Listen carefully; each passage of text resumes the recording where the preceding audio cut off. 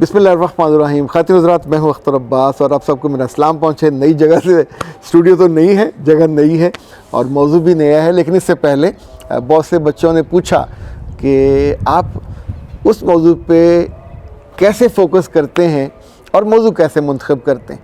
अभी ये डिवोर्स वाला जो मौजू था, ये सच्ची बात है, उस पर मैंने एक बात करने का इरादा था। एक दो सवाल आए हुए थे, लेकिन जब बात शुरू की तो उसके फिर सीरीज़ की 3 करनी पड़ी और जो कमेंट्स हैं वो हमारी तवक्को से कुछ 3 गुना ज़्यादा। और उसकी वजह ये कि बहुत सी बच्चियाँ ज़िंदगी के इतने बड़े फ़ैसले के मोड़ पे बैठी हुई थीं and they were willing and wishing कि उन्हें कोई मशवरा मिले। तो ऐसे में जब बंदे को मशवरा नहीं मिलता या बंदा नहीं मिलता तो आप अल्लाह से दुआ करते हैं और अल्लाह से जितनी हम मोहब्बत से और जितने यकीन से दुआ करते हैं, मेरा रब उसका सलूशन किसी न किसी के दिल में डालता है और उससे कहता है डू दैट।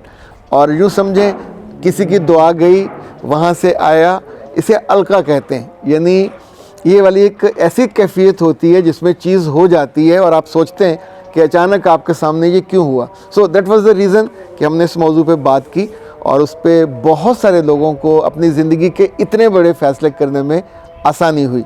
आज का जो मौजू हमने मुंतखब किया है वो भी कुछ कमेंट्स से। एक खातून ने कहा कि मुझे 19 साल के बाद मेरा मियाँ घर से निकाल रहा है और मैं बहुत परेशान हूँ, मेरा जी चाहता कि मैं ख़ुदकुशी कर लूँ।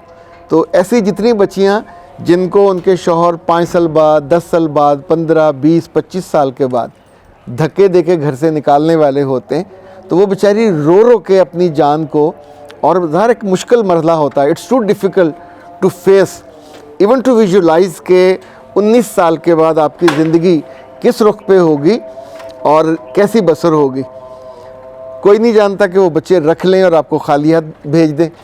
कोई नहीं जानता कि आपको कुछ सामान, कुछ आने वाले दिनों की मुश्किलात के लिए कुछ पैसे भी देंगे कि नहीं देंगे। आमतौर पे इतने बरसों के बाद ऐसा फ़ैसला करने वाले ज़हनी तौर पे एक ऐसी कैफियत का शिकार होते हैं जहाँ नफ़रत होती है, जहाँ आलमोस्ट दुश्मनी और हेट्रेड होता है, नॉर्मल नहीं होते। इन इंसानी सतह पे अगर आप इस तरह का फ़ैसला करते हो जुदाई का, आप सोचिए, मैं मिसाल के तौर पे आपको कहता हूँ कि हमारे घर में से अगर किसी कैट ने जाना हो तो यकीन माने घर में, और देवी अपनी मर्ज़ी से रहे होते हैं, लेकिन घर में एक दुख का और शोक का सा मरला होता है। हमारी बेटी 1-2 दफ़ा खाना नहीं खाती, इसी तौर पे हमारी अहलिया उनको बुला के बताती हैं इसको ये खाना देना है, इस तरह उसके पानी का, इसके दूध का, उसके लीटर का ख्याल करना है और कब कब उसको इंजेक्शन लगवाना है, कब कब उसकी वैक्सीन होनी है। यानी हर एक अपनी जगह पे उसकी हिफाजत का, हालांकि वो आपके घर से जा रही है, एक कैट है या कैट का बेबी है, तो आपको बॉदर करने का या वरी करने का है भी नहीं है। लेकिन जब आपके अंदर इंसानियत होती है, इंसानी हिस्सियात ज़िंदा होते हैं, दिल आपका पूरी तरह काम कर रहा होता है, तो फिर आप इन एहसासात का पूरा ख्याल करते, उसके बारे में थोटते। ऐसी जुदाई या अलहदगी होने लगे तो मेरे जहन में 4 थॉट्स आते हैं, हम उसे तरतीब से देख लेते हैं। बहुत दुख होगा, अनसर्टन हालात होंगे, बेयकीनी जैसे होती है, पूरी शख्सियत पे जो गम और दुख है पहाड़ की तरह गिरने वाला होगा और आपको पीस के रख देगा अगर आप तैयार ना हुए। जो पहला काम है, ज़िंदगी का कोई दुख हो, कोई सुख हो, जो सबसे बड़ा मजबूत और शानदार सहारा है वो तो रब के अलावा कोई है नहीं है। तो पहली बात यह है कि अल्लाह से उस मौके पे आपने अपने ताल्लुक़ को मज़ीद बेहतर, रोना धोना नहीं करना, बेहतर कर लेना। और जब पता हो कि ये होने जा रहा है तो फिर अपनी डिग्निटी, अपनी शख्सियत, अपनी इज़्ज़त और अपनी ख़ुददारी, उसकी अपनी हिफाजत करनी है। और वहाँ से बिल्कुल सलीके से, तरीके से, रोते हुए नहीं ना, पीछे मुड़ मुड़ के देखते हुए, जब कोई गम सर पे आ जाए और पता हो कि इसने आना है, तो जब हम उसके लिए मेंटली तैयार हो जाते हैं खोने पे, नुकसान होने पे। देखिए, हमारे हाथों में हमारे प्यारे दम दे जाते हैं, रुखसत हो जाते हैं, तो हम थोड़ा सा रोते, फिर उसके बाद हमें आए हुए मेहमानों की फ़िक्र होती है, कब्र की फ़िक्र होती है, कफन की फ़िक्र है, नमाज़ जनाजा की, लोगों को इतला। ऐसा नहीं होता कि हम हाथ पैर छोड़ के बैठ जाते हैं, लेकिन इन गमों में, इन दुखों में, ये इतना बड़ा दुख नहीं है, दुनिया ख़त्म नहीं हो रही, यानी इतने ज़्यादा केसेस होते हैं, आपको अंदाज़ा है कि इसके बाद भी ज़िंदगी चलती रहती है। सो पहला काम ये करेंगे अपने रब से ताल्लुक़ को, और उसे कहिए कि सर जो मेरे लिए बेहतर है वो कर दीजिए, मेरा दिल उस पर ठुक जाए, मुझे हसरत और जो दुख है वो ना, और अगर वो जुल्म कर रहे हैं तो प्लीज़ उनसे सख्ती से निमटिए। बद्दुआओं की सीरीज़ ना चलाइए, लेकिन ये कहें कि अल्लाह इनको इजी मत छोड़िए, उनको ट्रीट कीजिएगा कि उन्हें झटका लगे, उन्हें फ़ील हो कि उन्होंने गलत किया। दूसरा, जब आप घर वापस आते हैं तो घर आके वहाँ सफ़े मातम मत बिछाइए। आप घर वापस आएँ तो आके 2-3 चीज़ें आपको प्लान करनी है। पहला, कुछ दिन वहाँ रहने के बाद आप वहाँ से कहीं तातीलात मनाने के लिए चले जाइए, किसी बहन की तरफ, किसी भाई की तरफ, जिनको इस बात का इल्म ना हो, और वहाँ जाके अपने ज़िक्र भी नहीं करना।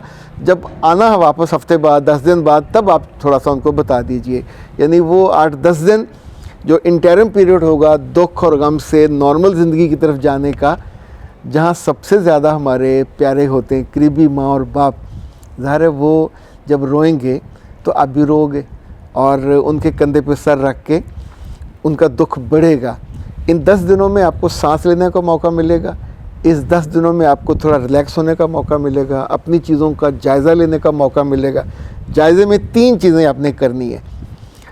वापस आके आप जो आपका इद्दत का पीरियड है, जब कागज़ मिलेंगे वो तब से शुरू होगा, उससे पहले शुरू नहीं होगा। ज़ुबानी कहने से नहीं होती डिवोर्स, जब तक जो कानूनी तौर पे आपको कागज़ मिलेंगे 3 दफ़ा महीने के बाद, फिर कोर्ट से होगा ऑर्डर, तब ये डिवोर्स होगी। उससे पहले वाली जो वैलिड नहीं होती, यानी मुँह ज़बानी कहने से इट्स नॉट ऑफिशियल डिवोर्स।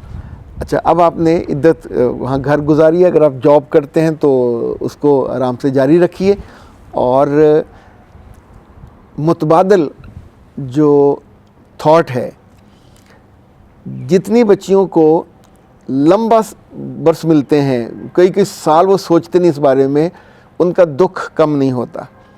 तो जब एक चीज़ आई, उन्होंने दुख दिया, तो आपने दुख को फिर झटक के परे करना है, और फ़ौरन इद्दत के फ़ौरन बाद आपका निकाह हो जाना चाहिए। उसके लिए आपको भी ज़हनन तैयार रहना चाहिए, आपके वालिदैन को भी तैयार रहना चाहिए। ये कीमती चीज़ है, कीमती मता है, इसे वापस अपने घर में जाना चाहिए। अल्लाह के रसूल का हुक्म है कि जो शादी के बाद बच्चियाँ डिवोर्सी होती हैं या बेवा, उनकी शादी तरजीहन इवन कुंवारी लड़कियों से भी जल्दी होनी चाहिए। तो इस मामले में इसको करना चाहिए, फॉलो करना चाहिए। जो बच्चियाँ जॉब नहीं करती, और उनको फ़ौरन अपने घर में जाके जॉब करनी चाहिए, और जॉब के दौरान अपने कहानियाँ नहीं बतानी चाहिए। चौथी बात, जब आपकी इज़्ज़ा और कारब आएँ तो जितनी देर तक भी आप इस बात को छुपा सकें, इसकी अनाउंसमेंट मत कीजिए, इसका मस्जिद के स्पीकर पे ऐलान मत कीजिए कि हमारी बच्ची के साथ ये हो गया। कोई आके टोन ही लगाएगा, ख़ानदान में किसी को हुआ, किसी ने पूछ लिया, कुछ जानता हुआ, तो कोशिश करें कि मौजू बदल जाए। और जो आखिरी चीज़ है, जब आप उन लोगों के बारे में, उन्होंने एक गलती की, एक कोताही की, एक काम कर दिया, तो अब रिश्ता ख़त्म हो गया, अब वो आपके कुछ नहीं लगते। अगर वो सगे रिश्तेदार भी थे तो अब कुछ नहीं लगेंगे, रिश्ते हमारे यहाँ ख़त्म हो जाते हैं, ये माफ़ी नहीं होती, और ताल्लुकात बोलचाल सब ख़त्म हो जाती है। नॉर्मल प्रैक्टिस यही है, ना हो तो अच्छा है, लेकिन नॉर्मल प्रैक्टिस यही है। तो उसके बाद आपको ये करना चाहिए कि अपने इज़्ज़ा और कारब और दोस्त अहबाब को तफसील नहीं बयान करनी, और अगर वो आके कहें कि वहाँ के दुख, वहाँ के गम, उनके जुल्म, तो ये आपने शाम गरीबा नहीं मनानी कि उनके, चूँकि जब भी आप उनके दुख, उनके जुल्म बयान करोगे, नाइंसाफ़ी बयान करोगे, तो फिर आपको उसमें करना पड़ेगा ऐड चीज़ों को, जिसे एग्जेजरेट करना कहते हैं।